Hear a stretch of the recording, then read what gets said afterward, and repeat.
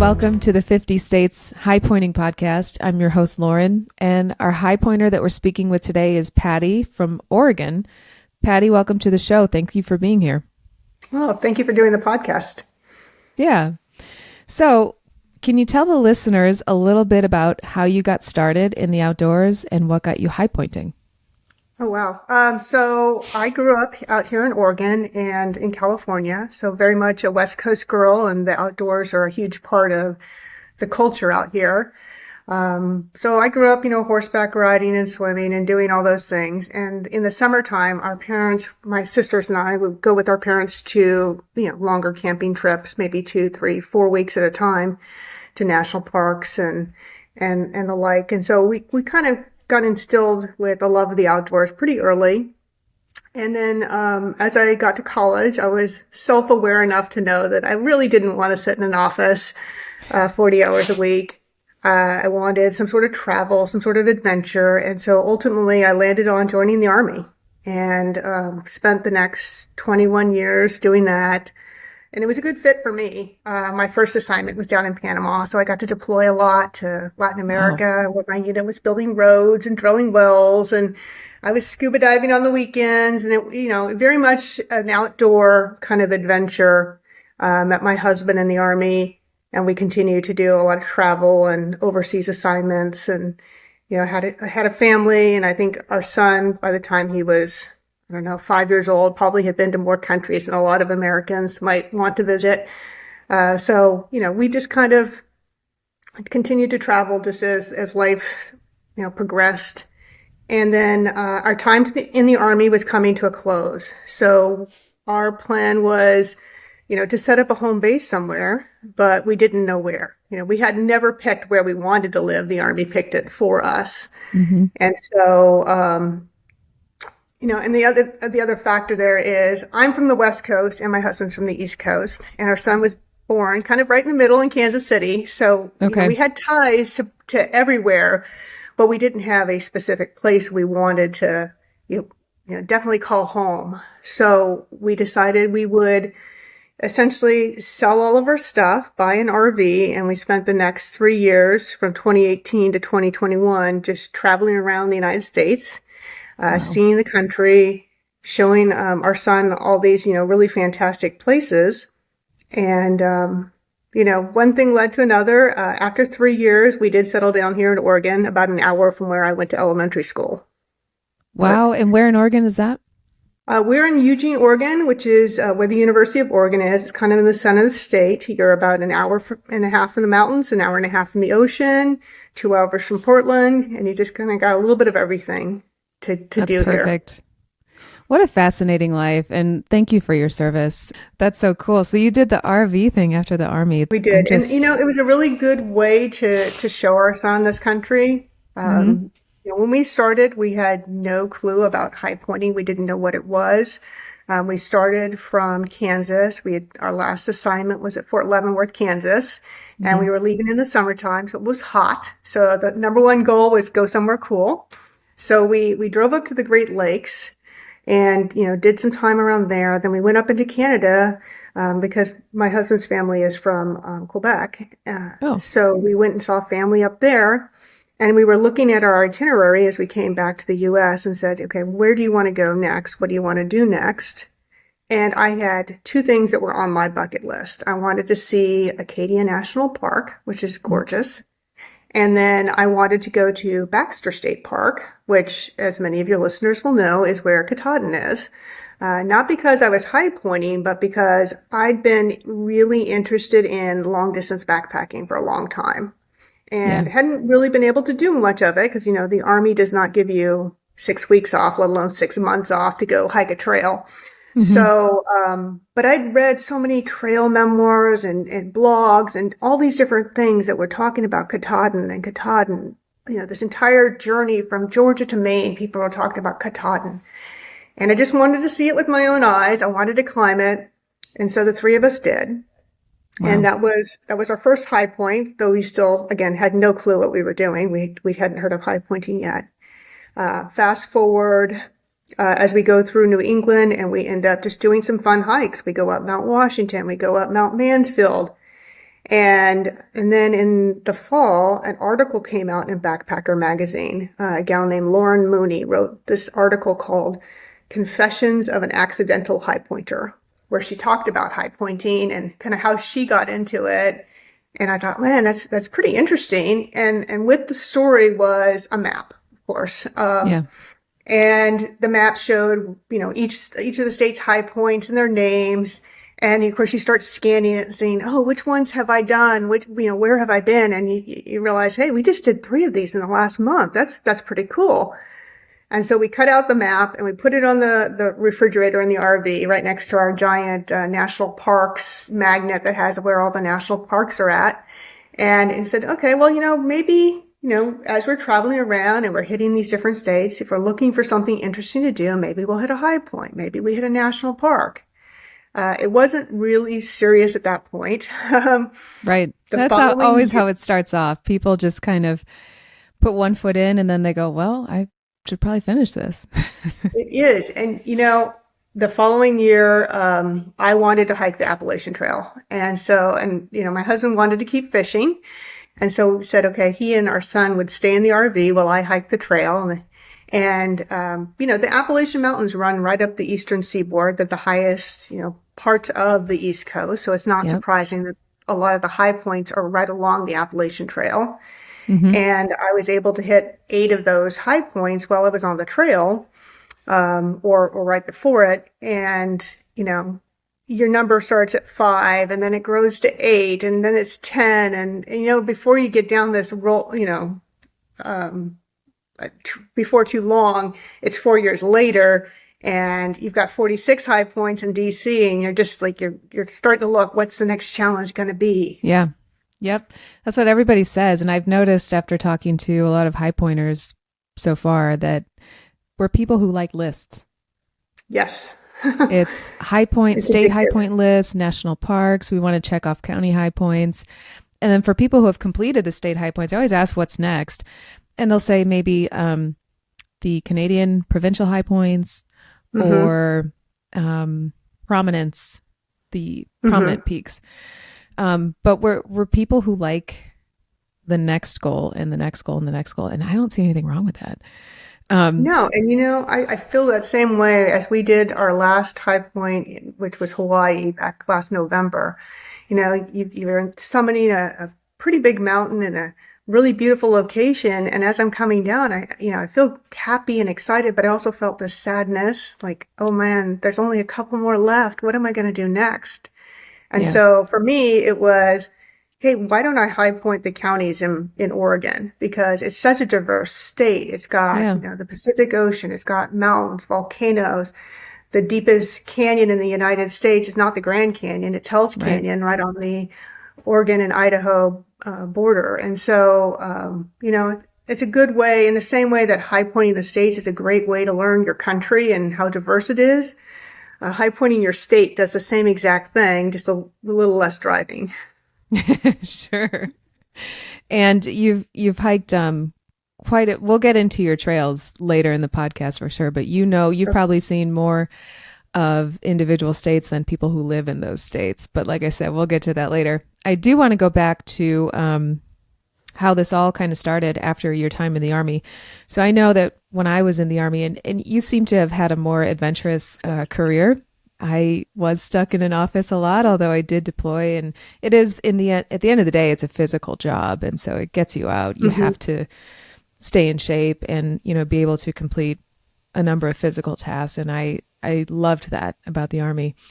But did you ever sit at work and think man, I wish I could be here. I wish I could be there. And maybe just kind of ruminate in your head a little bit, maybe plan some trips to the point where once you get out of the Army and you're free to do these things, you're just kind of like a bull out of the gate, just kind of rushing to do these things. And I ask that because I find that with a lot of veterans that I speak to, that they would think about all the things that they wanted to do when they got out of whatever branch of service they were serving in. And then once they get out, it's like, boom, there's no stopping them. They're going to check off all these things on their list. Yeah, no, I certainly had a taste of that towards the end of my time. I had a little bit more flexibility And in 2016, so maybe 2 years before I retired, I had been talking about climbing Mount Kilimanjaro for, I don't know, 20 years. It Hmm. would always be that one thing, oh, I'd love to do that. I'd love to do that. And finally, 2016, I said, okay, I'm just doing it. I'm doing it this year. I'm buying the tickets. I'm booking the trip.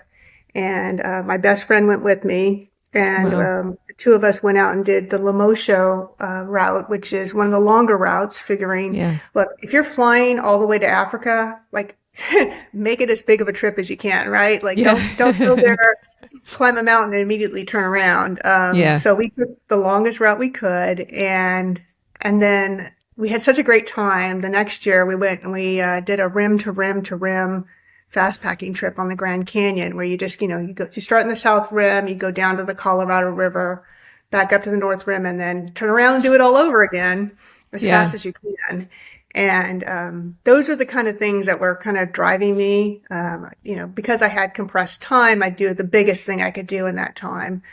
But I Yes. think Yeah. you find when you retire, you start out with that same mentality and you start moving too fast and you realize you're missing things and you're not seeing enough of what you want. So you have to either go back or, slow down. Hmm.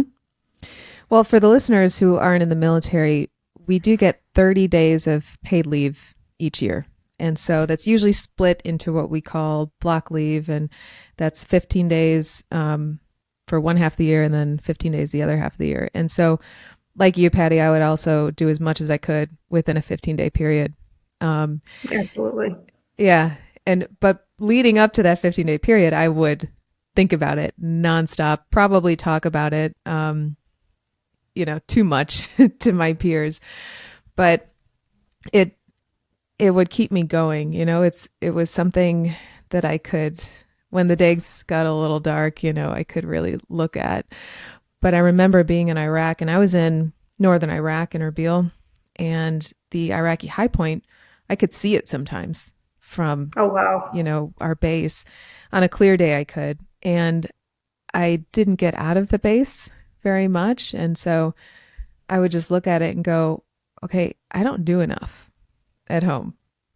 I Mm, don't know why, but just seeing that mountain just made me think I got to get out more when I get back, yeah, because this stuff is awesome. It's out there. Why don't I just go climb these peaks? Because when you can't get out there and you can only look at it, it makes you want to so climb it true. even more.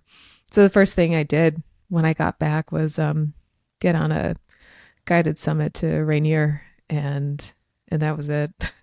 Yeah, no, it's amazing when you have the time to think about it and to obsess over it. And I think that's kind of what the Appalachian Trail was for me. Yeah. I'd spent a lot of time thinking and obsessing about long distance backpacking, Hmm. reading all about the long trails in the United States and which one I was going to do first. And, obviously you can't do them all at once. The summer's only so long. I'm not so much a winter hiker. So, you start to prioritize and I think, yeah, very much so. Well, another benefit to having such a long-term goal like that is that you have to stay in shape if you want to complete those goals. And a lot of people think, oh, by the time I'm able to retire, I'm not going to be able to do these things. And granted, you can retire early in life from the military Hmm. compared to other occupations, but it is a really good goal to have, to stay healthy, stay in shape so that you can do the things that you've always wanted to do in life. Yeah. Well, high pointing is one of those great things because it's just so inclusive. You can Hmm. do it with, if you have a family, you can do it if you're really super fit. There's a wide variety of the peaks. So, obviously like some are drive up. So they're accessible for everybody, regardless of Yeah. their abilities or disabilities. Others, maybe you're pushing your child as they get a little bit older to try something a little bit harder and you can do it together, within their skill set. Most people aren't going to take, an 8-year-old up Rainier, but you Hmm. could take an 8-year-old up, a lot of these other peaks that are pretty interesting. You could go out to the Black Hills and go up, Black Elk Peak. Right. So, can you talk a little bit more about high pointing with your family? Were they on board? What did your son think? What did your husband think? Are they like, mom's crazy, but we'll follow her? Oh, So we did a lot of them as a family. Keith, my husband, he's done 33 of them with me. So we have done quite a few together, and our son has done 26 with us. Some of them we intentionally didn't take him along, not because he wasn't capable, but because we wanted a trip to Hawaii without him. Or, some that he really surprised me with his ability. When we did Katahdin, he was 11 years old, and Wow. that's a pretty hard hike. I Yeah. won't lie. When we went up, Wheeler Peak, it was a year later, and again, that's 13,000 feet, and it's a pretty adventurous hike, and I could just see the pride, in him as he was, when you're the kid, you're usually in the middle. You got one parent in the front of you leading the way, and you got one parent in the back nudging you along, making sure you don't fall behind. And, when you get to that summit and you see, the pride that he made it, he didn't even Hmm. realize that he was, getting to the top maybe because he was just kind of following the pack in front of him, if you will. Yeah. And then you stop and you look around, and it's pretty amazing. It's amazing to see that through your child's eyes. So, can you talk about some of your most memorable high points? Now, of course, Katahdin was a big high point for you and your family, and obviously the high points along the Appalachian Trail. What were some memorable high points that you didn't really expect to be memorable? Um, I would say I have probably two that work together. Colorado, well, I take that back. It was Kansas and Oklahoma. And so we were in the RV still. I was able to find a really inexpensive ticket from where we were in Houston to go up to Colorado to do the two high points together in, I don't know, late January, which, seems like an unusual time to do them, but Yep. the weather was cooperating until it wasn't. And so there was a huge snowstorm in Denver the day before I flew out. And most of the snow had been cleared off I-25. But, the further you got away from Denver, the worse the roads got. And my plan had been fly into Denver, get a rental car, drive down to Oklahoma, grab Black Mesa down there, which is kind of in the panhandle of Oklahoma, spend the night somewhere, and then drive up to Kansas's High Point, which is just over the Colorado-Kansas border, and then drive back to Denver. So it was going to be a very quick trip. And again, the snow was a little bit more challenging as I got away down onto some more remote roads. And so I didn't get down to Black Mesa to the trailhead until almost dusk. And, Okay. I've got beautiful sunset pictures. They're gorgeous. But, I'd made this trip and I was going to go, even if I had to go in the dark. And so, the sun goes down. And for those of your listeners who haven't been out there yet, you kind of have a trail that goes for a couple of miles. And then you have a steep escarpment that you go up on a trail. But, it's very steep. And then you get up to the top of the mesa and you have to walk maybe another mile to the monument. So I'm walking along in the dark, listening to the, coyotes howling, and I get to the escarpment and I'm kind of, watching where the snow is, making my way up. And all of a sudden it's like somebody's got this bright flashlight and shining in my eyes. And I'm like, what is going on? Is there somebody else out here? And what it is I'm cresting the escarpment and it's a full moon. And it was the moon that was, starting to Wow. rise. And so once I got up there, I was able to turn off my headlamp and walk all the way to the monument in the dark with just under the Cool. moonlight, under the stars. And that was pretty remarkable. It Yeah. wasn't the way I had intended it to be, but, it certainly was a memorable high point. And then Wow. I continued the trip on to Kansas, and I got up early in the morning. So I'm driving across the plains and it's, completely covered in snow, and I get this beautiful sunrise, and I'm still fretting, am I going to get down that road that, Kansas's High Point is on private land. And so you go down a kind of a long road, particularly if you're approaching from the south. And I got, pretty much up to the cattle guard, and then I'm kind of trudging through the snow. But it was beautiful. I mean, most people have Kansas's High Point when it's summertime and it's green, and I have it when it's snowy and 3 degrees. So certainly memorable. Right. And probably unexpected, especially with the full moon and that light. That's incredible. It was absolutely gorgeous. I would Sometimes, recommend that once you have the skills to do them outside, the typical time, get a sunset or a sunrise climb, because it will stick with you. yeah, absolutely. And sometimes it's those high points where we don't have expectations going into it that exceed the expectations that we never had. Absolutely.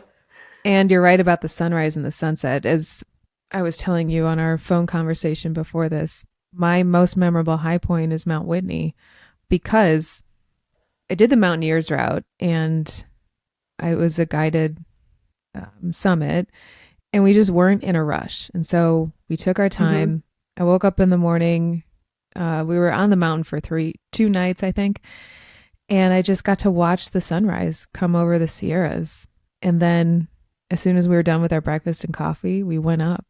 And I'm like, this is just so relaxed. The pace is chill. And we get to watch the sunrise and then we get to watch it set. And it was just me, my husband, and our guide. And he was super awesome. And so the conversation was great. The nature was beautiful. And like that moment or those moments are what I remember. Of course, I had pictures from the summit, but that wasn't the thing that stuck out about that mountain. It was the Yeah. moments in between the trailhead and the summit, I think. Yeah. I find that sometimes who you go with makes a huge difference too. Yes. There's some high points that I'm glad that I did them solo. And there's Hmm. others, when I went out to do Gannett Peak last summer, I actually went with a Knowles group. Knowles is a National Outdoor Leadership School, and I had done the 80-hour Wilderness First Responder course through them. And one of the instructors was from Wyoming. He was a climber and he was very much into a lot of the peaks out in Wyoming. And so I was asking him, I was just picking his brain during one of our breaks, who should I go with? I'm not sure I have the skills for Gannett. What routes are good, just trying to get the basics of that from him. And he said, once you finish this course, you're going to be an alumni of Knowles, and we do an alumni trip every summer. So people who've Wow. graduated from other Knowles courses kind of get together. It's a little more low threat of an environment, but you're still learning things. You're still learning, how to self-arrest and do rope travel and, perfect your skills with crampons. And so that was just a fantastic trip to do with them. It was a larger group than I'd ever gone up a high point with, because the only other guided kind of trips I had done, were I went up Bora with a guide, and then I went up Mount Hood with a guide, and then I had an unsuccessful summit of Mount Rainier with a guide. And so this was a completely different dynamic, though, than any of Hmm. those other trips because everybody was there learning. Everybody was coming into it with kind of a very open mind, but a willingness to learn as opposed to be led. And so Yeah. it created a completely different dynamic that I really appreciated. So, apart from Katahdin, which is your favorite high point? I love New Mexico. I'm a sucker for the Me too. desert, personally. I Yeah. love all the Four Corner states. But when we did Wheeler Peak, we went in October. So all the aspens had turned gold. There was hardly anybody there. We had a bluebird kind of day. It was cold and windy, but the skies were completely clear. And the photos we got on Wheeler Peak were just utterly gorgeous. I had Mhm. somebody reach out to me later, who asked, if they could purchase one of the photos for a nonprofit. They were putting out their quarterly or annual report to their donors, and they wanted to purchase a photo to put as part of the report that they were sending out, just because it Wow. was an unusual time of year to see Wheeler Peak. Yeah. Wow. That's Wheeler's one of my favorite high points too. I love that part of New Mexico. I mean, Taos is gorgeous. And when I was there, it was the off season, obviously, for Taos Ski Resort. And so not a lot of people were there. I mean, I was like Mhm. one of the only ones on that trail. And it was so quiet, but you could hear the wind kind of whispering through the trees. And you see wildlife too. Um, but it was just such a beautiful experience, and I did it alone. And like you mentioned, there are some peaks that you're glad you did alone, not in, Hmm. I don't know. I mean that in a good way. Of course, I would have gone with other people too. It just happened to be that I was by myself, and I'll never forget it because it was such a special moment that I had just by myself. Although it wasn't an easy hike, I No. did it shortly after Rainier, and I remember kind of like huffing and puffing towards the top and thinking like, "What is wrong with you, Lauren? Like you've climbed higher. Like get yourself together." But once you get past the tree line, it gets pretty serious in terms of Yes, the angle. It is absolutely. a walk up at the end of the day. Well, if you have another one that didn't go quite as expected, in the military, we have this saying that you make a plan, but the enemy gets a vote. And Hmm. in the enemy in most of high pointing adventures seems to be the weather. Yeah. And so, um, and maybe this is a cautionary tale as well that some of your listeners might appreciate. But when I went out to do Kings Peak, it was 2020. I had the intention of doing it alone. We were driving around still in the RV and really trying to remain socially distanced. So we were, going to North Dakota, South Dakota, all the Great Plains, and we got to northern Utah. And I decided rather than taking the traditional route to Kings Peak, I wanted to hike it as part of the Uinta Highline Trail. And for your listeners, that's a 105-mile trail in northern Utah that goes to the High Uinta Wilderness. So I was starting on the east side, and it was going to be 55 miles until I got to Kings Peak. And then you go up and over Anderson Pass, which is right next to Kings Peak.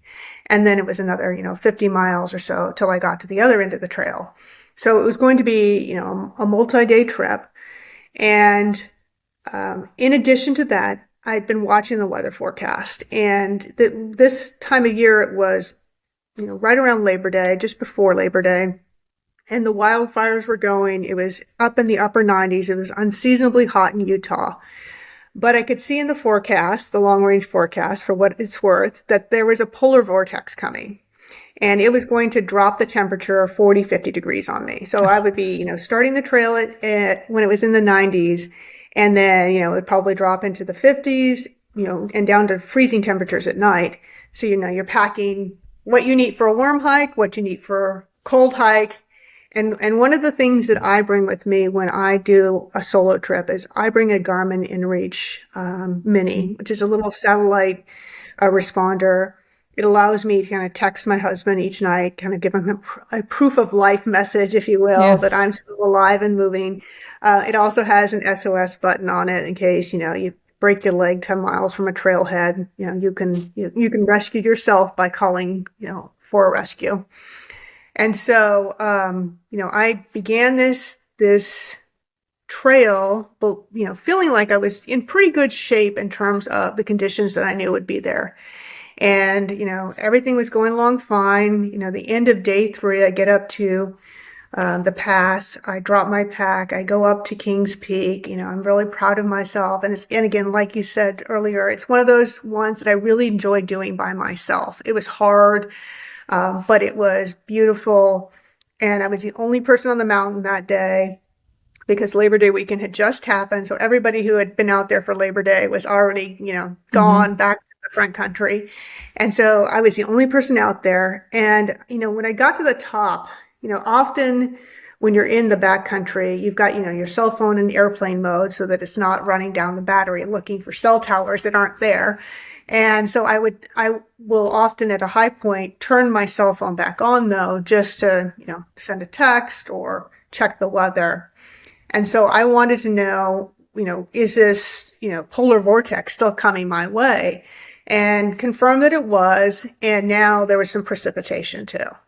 So, Park City was the closest city. So I'm saying there might be some wintry mix that night with some rain or some sleet or some snow, but it'll be over by 8:30 in the morning and I can continue my hike. And so I come down from Anderson Pass and go a couple more miles, and I set up my tent, and I intentionally put myself kind of in this little cluster of trees. And there's not a lot out there because you're in this high valley. And, I go to sleep and I hear the pitter patter of rain on my tent.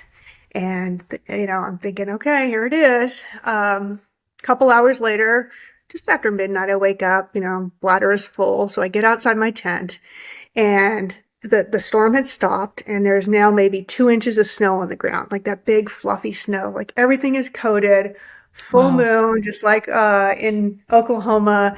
It's gorgeous. And I knocked the snow off my tent and I'm thinking, oh, it's going to be a little bit rough, finding the trail. Cause this is not like the Appalachian Trail where you've got blazes on the trees. Like this is some serious orienteering going on out here. And, I went back to sleep. About 5:30 in the morning, I start to feel a wet coldness on my face. And I'm like, what is going on here? And the storm had picked up again. There was more snow. This time it was that icy type of snow. And it was coming down, like really coming down. And it was blowing at least 20 miles an hour at this point, blowing the snow sideways. So it's getting under the fly and into my tent. Oh And, man. I had one of those trekking pole tents where you use your poles as kind of like the main Yeah. support. So, I'm trying to kind of jimmy rig this, lower the tent a little to kind of get it closer to the ground. But the wind is so heavy, it's literally blowing my tent over. And I'm Mhm. like kind of huddled in the dry side of my tent going, okay, you just got to wait a couple more hours. The sun will come up, the snow will end and you'll figure it out. And, the snow didn't end. The snow didn't end at 8 o'clock. It didn't end at noon. At some point, I'd moved my tent to get it more shelter, but the wind kept shifting. And so I said, I know there's a lake about 2 miles from here. That might be all I hiked today is that 2 miles, but I'm going to get near the lake because every lake I'd been to had all these, like a forest of trees around. And that's Yeah. for sure to block the wind. And very slowly, I mean, I had every piece of clothing on. I didn't, I wasn't prepared for snow. I was prepared for cold, but not snow. So I'm putting my feet, my socks inside Ziploc bags and then putting my feet in my shoes to try to keep them dry. I've only got like, mitten type gloves that are fabric. And I make it over the pass. And I could only maybe see 20 feet ahead of me at any given time. So I'm so grateful I had a GPS route for this, Yeah. this hike. And I finally get to the lake and there's no trees. There's like 4 trees.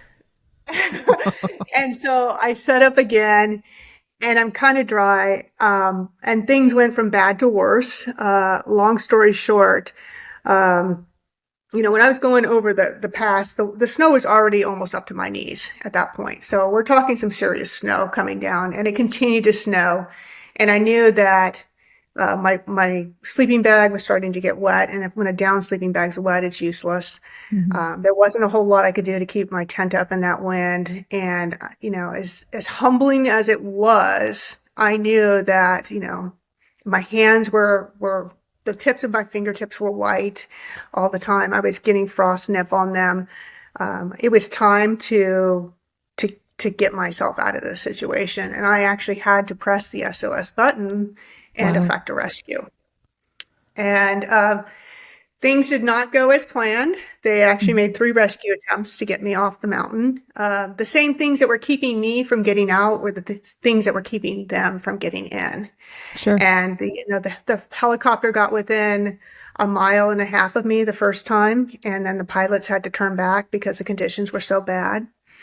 And for Could your you listeners see who it? don't know, I could hear it, but I could not see it. Wow. I thought my ears were actually playing a trick on me because I knew I was messaging back and forth with the local sheriff who was in charge of the rescue. And another great reason to have this device, Yeah. to not kind of know what's going on, as you can communicate your conditions to them. And, he had told me, hey, the helicopter is taking off. It's going to take 20 minutes to get to your position. Don't move. That's the thing with the rescue. You don't move. They know where you're at. Don't move. Mhm. Then when they were about 10 minutes out, he said, okay, I want you to go to an open area nearby so the helicopter can land and you will signal it with the light when it gets close. So I'm sitting out in this open area with, no protection from the storm that is, 20, 30 mile per hour winds and snow. The snow is, above my knees now. Mm. I've got my tent wrapped around me. I'm shivering out there waiting for this helicopter. And, you're hearing the wind. You're hoping for the noise of the helicopter. You hear the noise and you're thinking, is this just my muscle memory from my years in the military that I'm hearing helicopters, or am I really hearing the helicopter? And then I got a message from him saying the pilot just had to turn around. Keep yourself warm, stay safe. We're still coming for you. Wow. And their backup plan to get me was to send horses in. The closest trailhead was 20 miles away. And he told me the horses are still headed your way. It's going to be probably another 6 or 8 hours before they get there. Stay warm, do what you have to do to keep yourself alive. And I'm thinking, first off, 8 hours in to get with his horses means 8 hours out on the horses. Yeah. And oh my gosh. Well, unbeknownst to me, the horses got to the trailhead and the snow was so bad that after a quarter mile, they refused to continue on. So the horses were not coming. Wow. Yeah. So around midnight, there was a break in the storm and the helicopter, the pilots came back out again. They were able to land. The one pilot stayed with the helicopter and the other one came to get me. And he's now, upper thigh deep in snow coming my way to my position before he yells at me to grab my stuff and go. And of course, my hands are in a pretty bad condition when I get to the helicopter. He's got to buckle me in and everything. And they fly me, to the front country and I go to, Park City, which thank goodness it's a ski area. So they are, totally prepared to deal with hypothermia and frost nip and frostbite and chilblains and everything else that was, plaguing me. And I, Wow. I'm eternally grateful for the people who saved my life ultimately. What were you But thinking during those longer periods when you were waiting and they had to turn around and then the horses didn't do it? oh my gosh, I think this is where the military kind of comes in to help you. I'm one of those people that when big things happen and big things go wrong, I become very calm. Maybe rely on your training. It's the little things, my son not putting the toilet seat down that, causes me to fly off the handle. The helicopter not, making it. I'm like, okay, what happens next? Yeah. What happens next? How do we get out of this next? And, just kind of remaining calm with that. And because, panicking's not gonna help. And there But it wasn't was much you could do. No, I mean, you work in 15-minute increments. Stay warm for the next 15 minutes. Okay, you're still alive. Stay warm for the next 15 minutes. Until, and the sheriff, that was working this rescue was really good about communicating to me about what was going on and, making Yeah. sure that I was okay. And that's part of the reason why I did that Knowles trip to become a wilderness first responder, because that had such an impact on me. Not Oh, that only to was get after. Okay. Yeah, not only to get the skills that, would continue to keep me safe or somebody else that I might be with, but, to be able to pay it forward. Wow. So what would you have done differently? I think the biggest thing I could have done differently, because I certainly wasn't going to bring snowshoes on a 90-degree hike, I Yeah. probably could have delayed my hike. I saw this Okay. bad weather coming. I thought to myself, look, you've hiked in bad weather so many times. You've had these conditions. It's going to be fine. You're prepared. I'd already done my Appalachian Trail through hike. I'd done a lot of other long distance hikes at that point. But, in hindsight, you really do have to pay attention to the weather. People Hmm. lose their lives to the weather. Hmm. Wow. So when you said that, you had a memorable experience, I did not see that coming. Well, it's humbling more than anything because nobody wants to be rescued. Sure. Um, But the reality is, we also should talk about these things because everybody in the back of their mind probably thinks that the person who's been rescued was unprepared or, in over their head, didn't have skills to be doing what they should have been doing. And that just wasn't the case for me. I was Hmm. prepared for this. I did have the skills. but circumstances just were not in my favor at that point, and these were, you know, these were the types of things that could have happened to anybody. Yeah.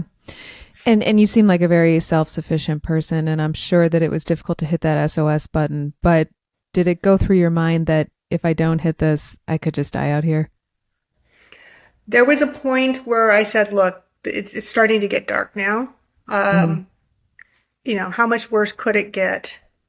And there are no posthumous medals for hypothermia. You know, No. you have a partner, you have a child, you have people that you love and who love you at home, and you've got this resource that, you know, it could make a huge difference. Hmm. You know, what would you advise your son if he was in the same situation? Oh Would gosh, you that's a good want way to him to look push at it. that button, or would you want him to tough it out and potentially lose his life? Sure. Wow. I mean, what a great thing to have in the wilderness then, was that device. Yeah, it definitely goes with me in the backcountry on every hike, and even high points. You know, because Yeah. you think about it, you're going out to a high point in a remote location. Let's say you're going to Nevada's high point. You're not going to have cell service. If something happens to you from, you know, your car breaking down to, you know, some sort of physical injury, you know, are you in a position to move forward, or are you going to be walking 20 miles for help? Wow. So let's transition now to your longer hikes. Oh That boy. seems like a good segue. You've obviously done the Appalachian Trail, which is huge. Are hmm are your next goals the PCT, the Continental Divide? Are you trying to be a Triple Crown hiker?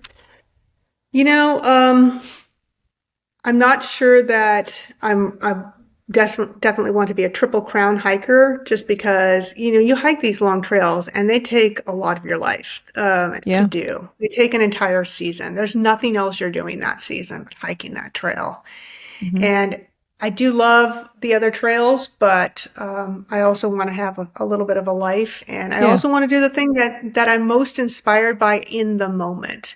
So some of the other trails that I've done that I was really inspired to do in the moment were, I went to Spain to do a couple of the different Camino de Santiago routes. I did the Camino Frances and the Camino del Norte, Hmm. walking across the entire country of Spain. So that's, for your listeners, about 500 to 550 miles, depending on the route. Hmm. I did the Arizona Trail last spring, which is 800 miles from the Mexico border to the Utah border. One closer to home that I did was they have the Oregon Coast Trail, which runs around the entire coastline from Washington Yeah. to California. This is not a beach walk. You're not like walking Right. Southern California beaches for 400 miles. You're going over forested headlands and past lighthouses. And that one's different because you also have to time the tides, because there are places that you cannot get around except at low tide. And so Oh, you're really interesting. having to be mindful about, you know, you don't just get up in the morning and just walk the miles you want to walk. You know, you go and you think, look at the tide tables and figure out, okay, where can I get today? What do I need to be? Where do I need to be at 1 o'clock? You know, type of Wow. mindset. But the How long entire did that Oregon, take? um, you know, I did it in 3 sections. Okay. So it took me all told about 5 weeks, but I came home, you know, for a couple days between each of the sections. So I think it took me a total of 24 days, because I did three like 8 day sections. Um, but the entire Oregon coastline is public. So there is no private land blocking your access to the coast. You know, somebody who's got a house right on the beach cannot block you from walking in front of it. So Yeah. it's the only state where the entire coastline is public. Wow. That's fascinating. So you mentioned in our conversation before this recording that you were going to do a section of the Pacific Crest Trail through Oregon. Now, is that upcoming? Yes, so I've got my second attempt at Rainier planned in just about 2 weeks' time. I got it halfway up it and we got weathered off last year. So I'm going to go back out and do that. And then 2 days later, a friend of mine and I are going to hike the entire Oregon section of the Pacific Crest Trail, which is, you know, about 450, 500 miles. Now, does that timing line up with when the PCT hikers would be hitting Oregon? It does. Although this year, maybe not, because it was such a high snow year that a It lot of the was. hikers are going to hike as far north as they can to the Sierras, and then they're going to flip up to the Canadian border and hike south back down to give the time for the Wow. Sierras to thaw. Wow. Okay. Anybody that would normally be coming through, though, will be getting usually hitting the Oregon border around, July. So, you know, Okay. there might be quite a few PCT hikers out there. Oh, that's fun. Wow. So now you have a website, Outdoor Pilgrim, where you chronicle all of these journeys that you go on, high pointing and trails. Can you talk to listeners about how you formed that and what was the thought behind it and how they can access it? Sure, it's Outdoor Pilgrim, like a pilgrim from Thanksgiving. Um, it's something that I started right when we started our travels. And so the goal really initially was just to put things on there from our travels, just for our family. Hmm. And the first, as I said, long distance hike that I was doing after I got out of the Army was the Camino de Santiago, which is a medieval pilgrimage route in Spain Yeah. to Santiago de Compostela. And the people, as they're walking the route, are called pilgrims. They're on a pilgrimage to this point.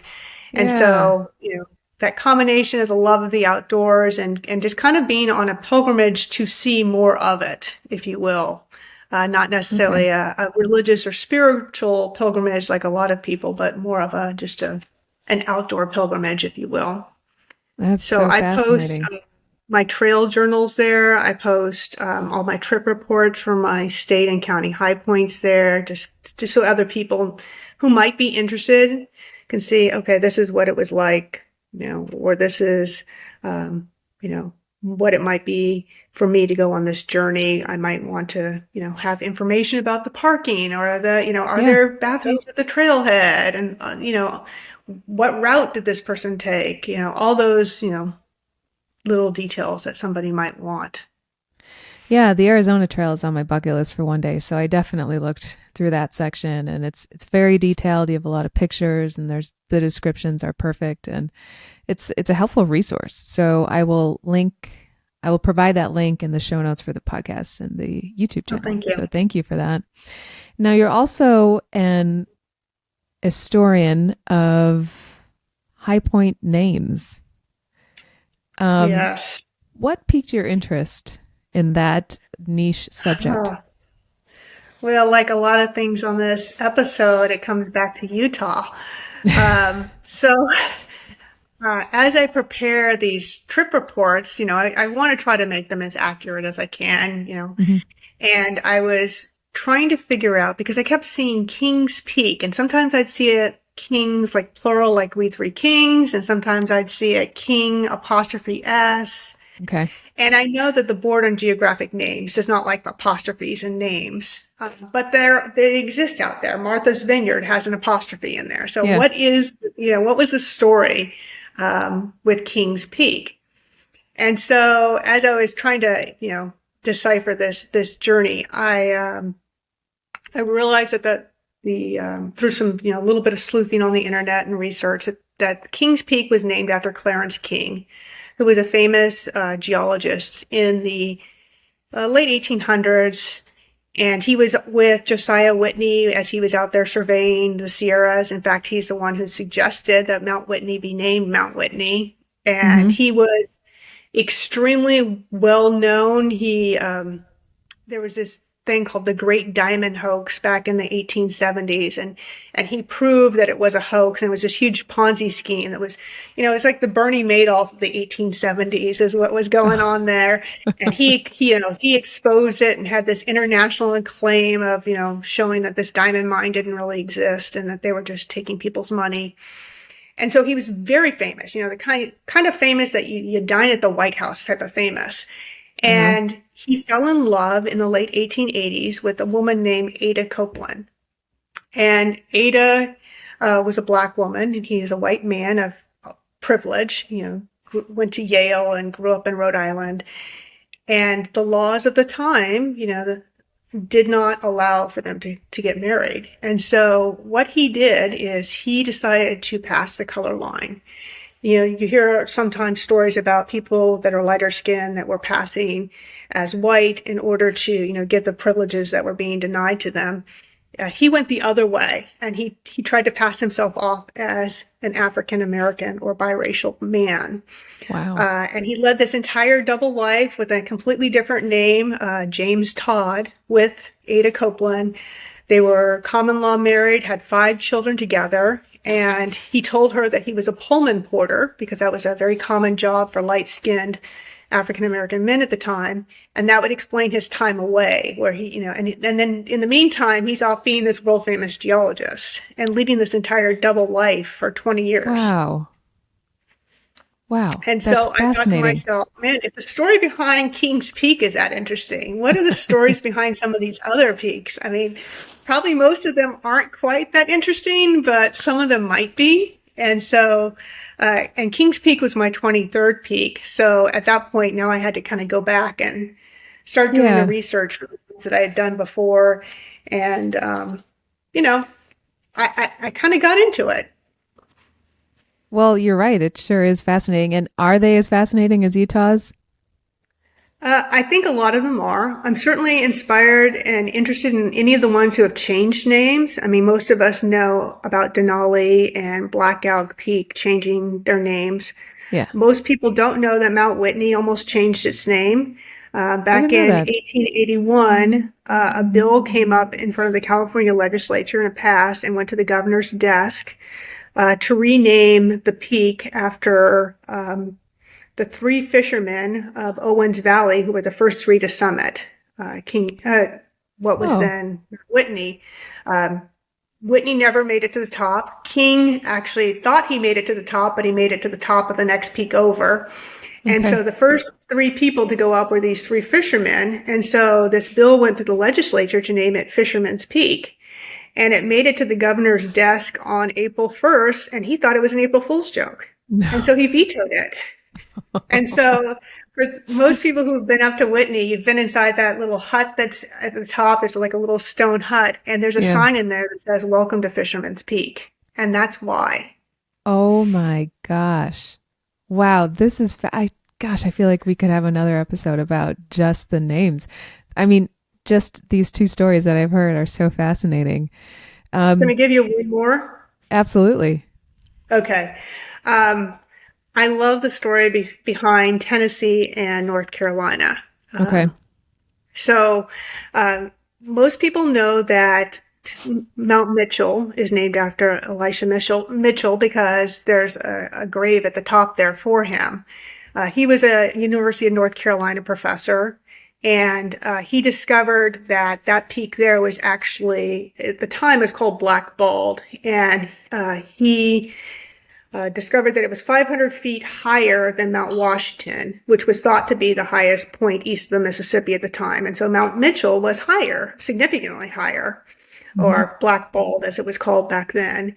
And he kind of got into a very public dispute with a man named Thomas Clingman from Tennessee. And Thomas Clingman had been one of his pupils. He went on to become a general in the military and then a U.S. senator. And Clingman very publicly said, no, Smoky Bald here in Tennessee is taller.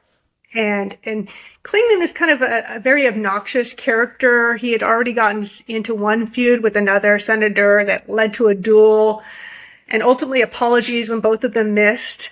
And so Clingman gets into this very protracted public debate with Mitchell, which was actually known as the Mitchell-Clingman debate, about which is higher, Smoky Bald or Black Bald. And when Mitchell decided to, he was a more quiet and reserved person, so he decided at the age of 65, I'm just going to go back up and measure it again. And that's where he fell to his death. And that was ultimately buried on the University of North Carolina campus and then later moved. But ultimately what ends up happening is a Swiss surveyor and a Princeton professor, he goes out there and he measures both of them. and proves Mitchell right. Clingman's dome is 41 feet shorter. So Clingman's dome or Smoky Dome then is renamed in Clingman's honor as a consolation prize. And ultimately, the taller of the two, Black Bald, is named in Mitchell's honor. Wow. Oh my So, gosh. That is so I mean, interesting. these stories are fascinating and they're They parts of are. our history that, so this is why I'm working currently on a book on about all the high points names. Hopefully Wow. that'll come out here Well, maybe in the yeah, next please year. share your progress on the book and definitely when it comes out because I know that the listeners are going to want to get their hands on that. So here's the story behind General Humphreys. So it's A. Humphreys is often how you'll see his name. Uh, he was a surveyor. He was an engineer. He ultimately became the chief of engineers for the Army Oh, he was an army after officer. the Civil War. Okay. And but as he was working out west doing all the surveyor, the person that he worked for was none other than Jefferson Davis. And Oh, so when the Civil War went off, there were a lot of questions about where was his loyalty. Was it to the Union or was it to Jefferson Davis? Ultimately, he proved himself quite valiantly. He was on the front lines with his troops and ultimately, promoted to general and then became the first chief of engineers for the Army. So, oh, and of course, somebody who would work under him later, doing a lot of the surveying out west for the railroads would be Wheeler of Wheeler's Peak fame. So okay. Lieutenant Wheeler was also a surveyor. So Wow. that's the story behind Humphreys. It is interesting to see how these high point names are also connected between Tennessee, North Carolina, and Absolutely. then Arizona, New Mexico. I want to I want to read more about it now. So you got to hurry up with that book. Okay. Well, I'll make sure you get the first copy. So before we go, I like to ask listeners two questions. The first Sure. is, what are some of your favorite outdoor adventure books, documentaries, or podcasts? Ooh, that's a good one. Um, well, obviously, I love the book about Clarence King. There's a Princeton professor who wrote a book called Passing Strange that's about him, and so that was certainly on the top of my list Mm-hmm. of books. Um, there's another one out there that was written by a guy named Rinker Buck, and he wrote a book called Oregon Trail. And he and his brother decided to recreate the journey west on the Oregon Trail. They bought mules. They had an Amish craftsman build them an actual wagon, and then they went and recreated a couple of years back. This is probably a decade back. The journey across the western U.S. Wow. that many people took as they moved from the middle of the country to the western part of the country, either on foot or by wagon. And so Wow. that was pretty darn fascinating. Yeah. I enjoy Undaunted Courage by Stephen Ambrose, the Oh yeah, Lewis and Clark good as they one. headed west. And that was a really, I mean, it's straight from their journals, basically. Hmm. And The thing I it, really liked about Rinker Buck's book is that he does a good job of weaving his modern day adventure, going with his brother and the mules, and then he takes things from the journals of the people who were seeing that and yeah, talking about the significance of certain things, like why you needed to make it to Independence Rock by the 4th of July, which is how it got its name. I think yeah. that was a good way to tell the story. Oh, that's awesome. I'm going to have to check that out. And, another thing I like about Undaunted Courage is the botany aspect because I think Meriwether Lewis was the botanist, right? And I General don't Clark know which was, was which. I always get them confused. I think Lewis was the botanist and Clark was the like military leader of the duo or something like that.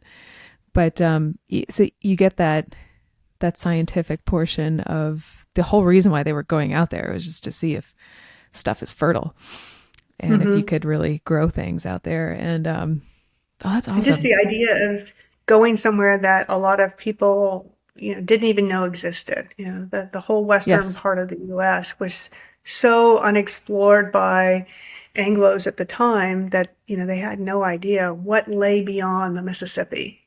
Right. And that's why Undaunted Courage is the perfect title for that book. You Absolutely. don't know what you're getting into, but you just go anyway. Another book that I absolutely love, that might seem unusual, but as we were traveling around, and we were homeschooling our son because we were traveling full time, Mm. and we were doing our little block of history, and I had him read the book called Desperate Passage. And Desperate Passage was the story of basically the Donner Party, and not the Mm. sensational cannibalism part, Sure. but why were they going west? Why did they take this particular cutoff? How is it that they got themselves in this situation? That Yeah. was so dire, and who was looking for them too, and telling the stories, not only the members of the party, but the people who were going to try to save them ultimately. Wow. What And was so that called? it's called Desperate Passage. Okay. Wow. I'll have to look that up. Yeah, that's Um, another one. If you like an adventure, but you're not looking for necessarily climbing a mountain type of adventure. Most of us think we know the story, and then you read it and you're like, wow, okay, right. I see. I didn't know anything about this. Wow. Well, the last question I like to close out with are what are the benefits on a personal level that you and your family have gotten from high pointing and, in your case, getting out there and seeing the country? I think you probably had a lot of guests say this, but seeing parts of the country that you might not have otherwise visited Hmm. is a huge aspect of it, because whether it's the journey to get to the high point or where the high point is actually located, it takes you off the beaten path. It takes you off the interstates. It pushes you out, maybe try local cuisine or talking to local folks. And, part of it too is also, we see a lot of divisiveness every single day when we watch the news. And then you travel and you realize that most of us are far more alike than we ever give each other credit for. And Yeah. it kind of restores your faith in humanity, if you will. And that's a Yep. lot to put on top of high pointing, to restore It's true, everybody's though. faith in humanity. But, that's at least where it's taken me.